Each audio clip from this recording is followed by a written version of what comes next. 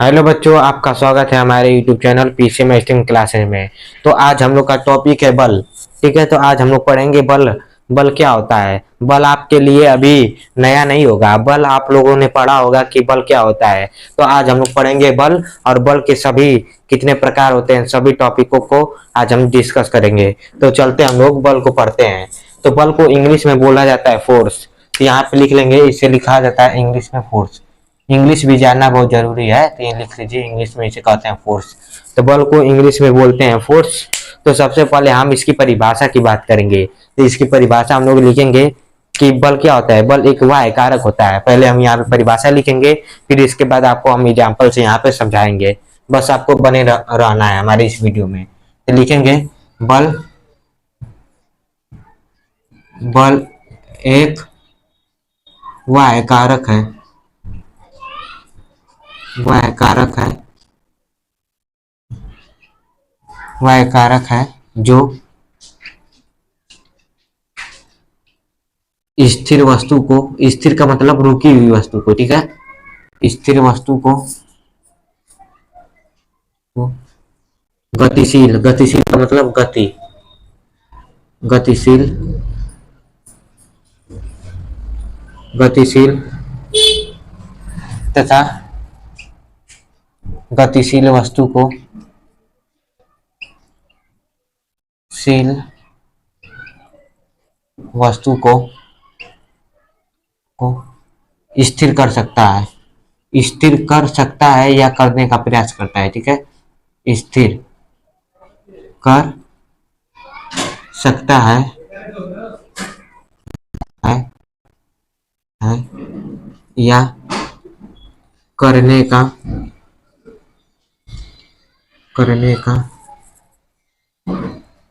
प्रयास करता है, प्रयत्न करता है, लिखते रहे। ठीक है, प्रयत्न, प्रयत्न करता है, बल कहलाता है, करता है हो गया। फिर यहाँ पे कामा देखे, बल कहलाता है, बल कहलाता है।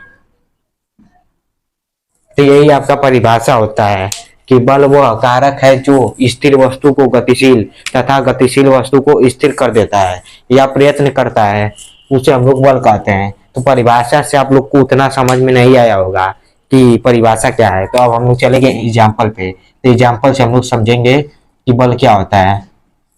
यहाँ पे मान लीजिए एक वस्तु है, उस वस्तु का नाम पी है। ठीक है, वस्तु पी है, ये कोई वस्तु पी है।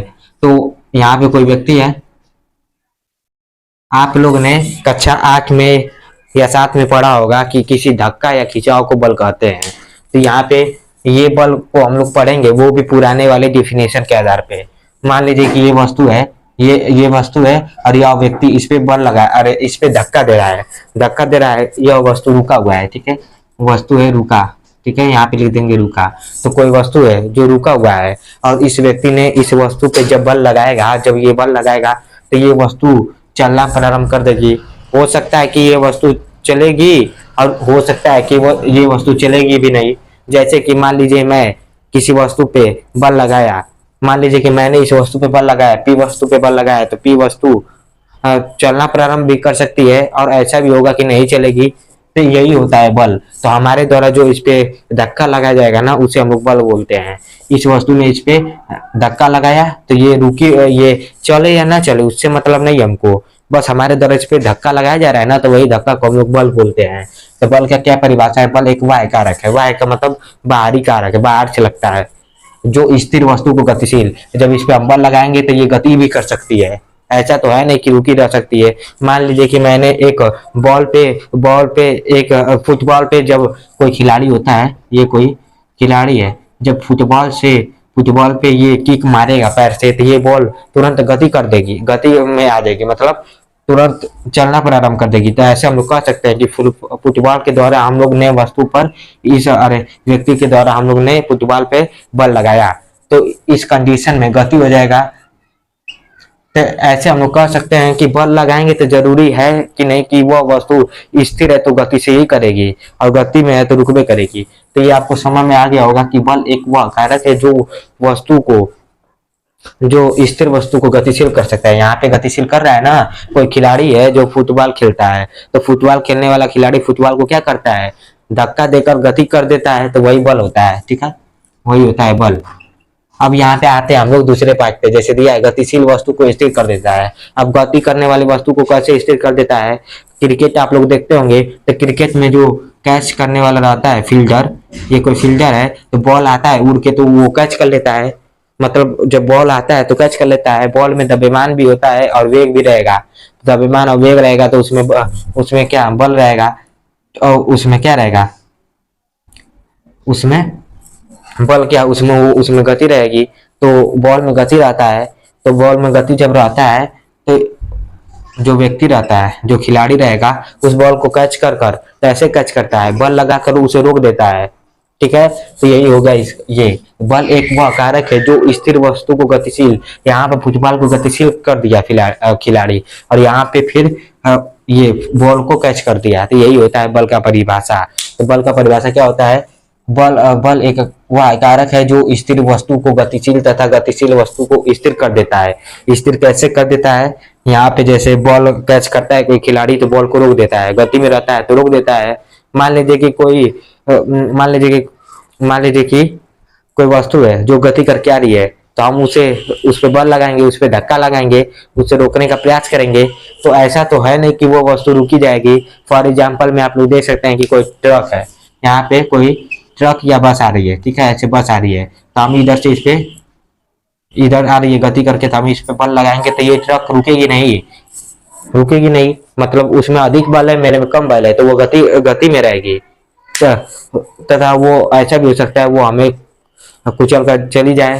तो ये होता है बल। बल क्या होता है, किसी वस्तु पर हम धक्का लगाएंगे तो गति भी हो सकता है और गति भी नहीं हो, मतलब गति भी हो भी सकता है, और कोई वस्तु स्थिर है तो वो भी गतिशील हो सकता है, और कोई वस्तु गति है तो स्थिर हो सकता है।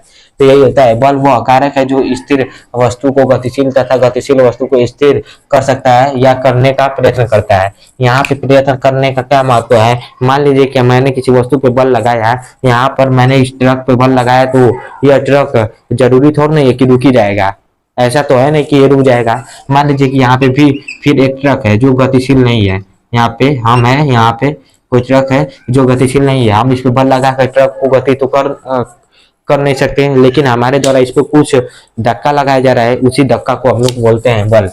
ठीक है, तो धक्का को बोलते हैं बल, धक्का या खिंचाव को बोलते हैं बल, धक्का या खिंचाव को बोलते हैं बल। तो बल का वास्तविक परिभाषा क्या होता है, बल एक बाह्य कारक है जो स्थिर वस्तु को गतिशील तथा गतिशील वस्तु को स्थिर करने का प्रयास करता है, बल कहलाता है। अब हम लोग बात करेंगे बल का सूत्र। तो बल का सूत्र होता है बल बराबर द्रव्यमान गुणे त्वरण। बल किसके बराबर होता है, बल आपके बराबर होता है, इसे कहते हैं F बराबर द्रव्यमान को m से, इसे a से, तो फोर्स बराबर होता है मास गुणते एक्सीलरेशन। यही होता है बल का सूत्र। और बल का मात्रक क्या होता है, बल का मात्रक हम लोग कैसे निकालते हैं, जैसे यहाँ पे F बराबर यम यह है ना, सूत्र होता है बल का, तो F यहाँ लिख देंगे, और यम द्रव्यमान का मात्रक kg होता है, और त्वरण का मात्रक आप लोग जानते होंगे मीटर प्रति सेकेंड स्क्वायर। तो kg मीटर प्रति सेकेंड स्क्वायर को एक ही वर्ग में बोला जाता है, एक वर्ग में से क्या बोला जाता है, एक वर्ग में से न्यूटन बोला जाता है, न्यूटन हिंदी में लिख सकते हैं आप लोग न्यूटन। तो बल का मात्रक होता है न्यूटन, या kg मीटर प्रति सेकेंड स्क्वायर कह सकते हैं। तो इतना आप लोग को समझ में आया होगा कि बल का क्या मात्रक होता है। तो पहले इतना आप लोग अपने कॉपी में नोट कर लें, फिर हम इसके बाद पढ़ेंगे कि बल के कितने प्रकार होते हैं। सामान्यतः बल के दो प्रकार होते हैं, संतुलित बल और असंतुलित बल। इन्हीं दो बलों से अन्य बल बनते हैं। ठीक है, तो पहले इतना आप लोग अपने कॉपी में नोट कर लें। अब हम लोग पढ़ेंगे बल के प्रकार। तो बल के प्रकार में सबसे पहले हम लोग यहाँ पे ऊपर लिख लेंगे कि बल एक सदिश राशि होती है। सदिश का मतलब क्या होता है, सदिश राशि क्या होती है, तो सदिश राशि का मतलब जिसमें दिशा भी होता है और वैल्यू भी होती है, मतलब दिशा भी हो परिमाण भी हो। सदिश राशि आप लोग ने पढ़ा होगा। तो बल एक सदिश राशि होती है, इसमें दिशा भी होता है और परिमाण भी होता है। तो अब हम लोग पढ़ेंगे बल के प्रकार। तो बल के दो प्रकार होते हैं। पहले आप लोग यहाँ पे लिख लीजिए संतुलित बल, संतुलित बल, संतुलित बल। दूसरा होता है आपका असंतुलित बल, असंतुलित बल। वास्तविक में बल दो ही प्रकार के होते हैं, असंतुलित बल। ठीक है, तो पहले आप लोग हेडिंग डाल लीजिए संतुलित बल। तो संतुलित बल क्या होता है, यहाँ पे हेडिंग डालेंगे हम लोग संतुलित बल। तो फिर इसमें भी पहले हम लोग परिभाषा लिखेंगे संतुलित बल। तो संतुलित बल का परिभाषा होता है जब दो या दो से अधिक जब जब किसी वस्तु पे दो या दो से अधिक बल लगाया जाता है। यहाँ पे लिखेंगे जब किसी वस्तु पर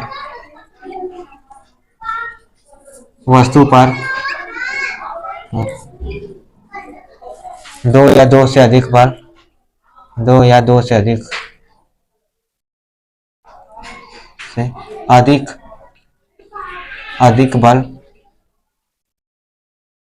अधिक बल लगाया जाता है।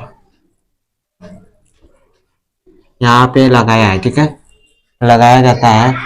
तो सभी उस वस्तु पर लगाए गए सभी बलों का परिमाण जब शून्य के बराबर आता है तो उसे हम लोग संतुलित बल कहते हैं।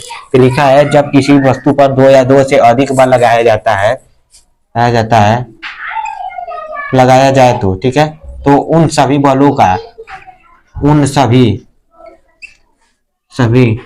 बलों का परिणामी का मतलब टोटल पूरा, ठीक है, पूरा उस वस्तु पर बल लग रहा है। तो परिणामी उन सभी बलों का परिणामी अगर शून्य आता है, लिखेंगे अगर शून्य आता है, शून्य आता है तो उसे संतुलित बल कहते हैं, संतुलित बल कहते हैं। यही होता है आपका परिभाषा संतुलित बल का। तो यहाँ पे लिखा गया है जब किसी वस्तु पर दो या दो से अधिक बल लगाया जाता है। एग्जाम्पल में जैसे कोई वस्तु है, अब हम वस्तु का नाम चेंज कर देंगे, ये वस्तु पी क्यू है, ठीक है, ये वस्तु क्यू है। तो जब किसी वस्तु पर दो या दो से अधिक बल लगाया जाता है, वस्तु क्यू है ना, तो क्यू पे एक इधर से बल लगाया जा रहा है और एक इधर से बल लगाया जा रहा है। दो या दो से अधिक, दो बल भी ले सकते हैं, दो से अधिक बल भी ले सकते हैं। जब किसी वस्तु पर दो या दो से अधिक बल लगाया जाए तो उन सभी बलों का परिणाम ही, मैंने आपको बताया कि मैंने आपको बताया बल का मात्रक न्यूटन होता है। तो इधर से इस वस्तु पे 4 न्यूटन का बल लगाया जा रहा है और इधर से इसी वस्तु पे 4 न्यूटन का, कोई वस्तु है, हम भी इधर से 4 न्यूटन का बल लगा रहे हैं उस वस्तु पे और आप भी उधर से 4 न्यूटन का बल लगा रहे हैं। तो उस समय क्या होता है, मैंने आपको सबसे पहले यहाँ पे बताया कि बल एक सदिश राशि होती है। तो जब आप लोग पढ़े होंगे ये निर्देशांक की ज्यामिति पढ़े होंगे, तो इधर क्या होता है, प्लस होता है, इधर माइनस होता है एक्स अक्ष में। तो इधर वाला जो बल रहेगा प्लस रहेगा, इधर वाला जो रहेगा बल माइनस रहेगा। तो जब हम इन दोनों बलों का परिणामी निकालते हैं, जब परिणामी निकालेंगे तो दोनों बलों को जोड़ देंगे, तो ये -4 न्यूटन प्लस 4 न्यूटन कितना हो जाएगा, दोनों कट के आ जाएगा 0। इसका मतलब कि परिणामी बल, यहाँ पे लिखेंगे परिणामी बल। तो यही तो संतुलित बल होता है। जब किसी वस्तु पर दो या दो से अधिक बल लगाते हैं, इस वस्तु के ऊपर दो या दो से अधिक बल लगाया गया है, वो भी दिशा है, देखिए बल में दिशा होता है क्योंकि वो एक सदिश राशि है। तो ये प्लस वाला बल है, ये माइनस वाला बल पूरा कट जाएगा। तो यही होता है संतुलित बल, पूरा जो परिणामी बल होगा वही शून्य आ जाता है, तो उसे हम लोग संतुलित बल कहते हैं। तो जब किसी वस्तु पर दो या दो से अधिक बल लगाया जाए तो उस वस्तु का जब परिणामी बल निकालेंगे ना, तो वो शून्य आता है, उसे हम लोग संतुलित बल कहते हैं। तो संतुलित बल से एक कॉन्सेप्ट बाहर आता है कि क्या आता है, कॉन्सेप्ट वो होता है ना कि जब भी किसी वस्तु को हमें गति कराना है तो हमें कौन सा बल लगाना पड़ेगा, संतुलित बल नहीं लगाना पड़ेगा, हमें असंतुलित बल लगाना पड़ेगा। क्योंकि संतुलित बल जब लगाएंगे तो पूरा परिणामी बल कितना हो जाएगा, 0। तो पूरा बल का मान 0 हो जाएगा, तो वो वस्तु जैसे पहले थी वैसे आज भी रहेगी। तो उसी प्रकार होता है असंतुलित बल। असंतुलित में क्या होता है, असंतुलित में जैसे दिया है यहाँ पे, तो असंतुलित में यहाँ पे शून्य आ जाता है ना, पर संतुलित में शून्य आ जाता है परिणामी बलों का, लेकिन असंतुलित में शून्य नहीं आता है। असंतुलित में क्या होता है, अब हम लोग असंतुलित को समझेंगे। जैसे असंतुलित में यहाँ कोई वस्तु ए है, ठीक है, इस वस्तु पे यहाँ से बल लगाया जा रहा है और यहाँ से बल लगाया जा रहा है। मान लीजिए कि इधर से बल लगाया गया 5 न्यूटन, तो इधर वाला बल माइनस रहेगा, इधर का बल लगाया गया 10 न्यूटन, इधर वाला प्लस रहेगा। तो इन कंडीशन में जब हम लोग परिणामी बल निकालेंगे तो क्या निकालेंगे, -5 न्यूटन प्लस 10 न्यूटन, तो कितना आ जाएगा, पूरा आ जाएगा टोटल 5 न्यूटन। परिणामी बल इस वाले कंडीशन में 5 न्यूटन आ जा रहा है, तो ये होता है असंतुलित बल। इसे हम लोग असंतुलित बल कहते हैं, असंतुलित बल। तो संतुलित बल असंतुलित बल क्या होता है, तो असंतुलित बल का परिभाषा आप लोग लिखेंगे कि जब किसी वस्तु पर 2 या 2 से अधिक बल लगाए जाएंगे, दोनों बलों में वस्तु पर 2 या 2 से अधिक ही बल लगते हैं, लेकिन इसमें परिणामी बल शून्य आ जाता है तो उसे संतुलित बल कहते हैं। और इसमें असंतुलित बल में परिणामी बल जब निकालेंगे ना हम लोग, तो वो शून्य नहीं आएगा, कुछ ना कुछ उसकी वैल्यू आएगी। तो यहाँ पे देखिए 5 न्यूटन दिया है ना, तो ये 5 न्यूटन कैसा है, प्लस दिशा में है, प्लस दिशा में, ठीक है, इसकी डायरेक्शन प्लस है, तो प्लस दिशा में 5 न्यूटन ये बल लगाया गया होगा, मतलब वस्तु इधर गति करेगी। तो किसी वस्तु को गति अगर हमें कराना है तो क्या कौन सा बल लगाएंगे, आपसे ये क्वेश्चन पूछा जा सकता है, तो असंतुलित बल लगाएंगे, संतुलित बल नहीं, असंतुलित बल।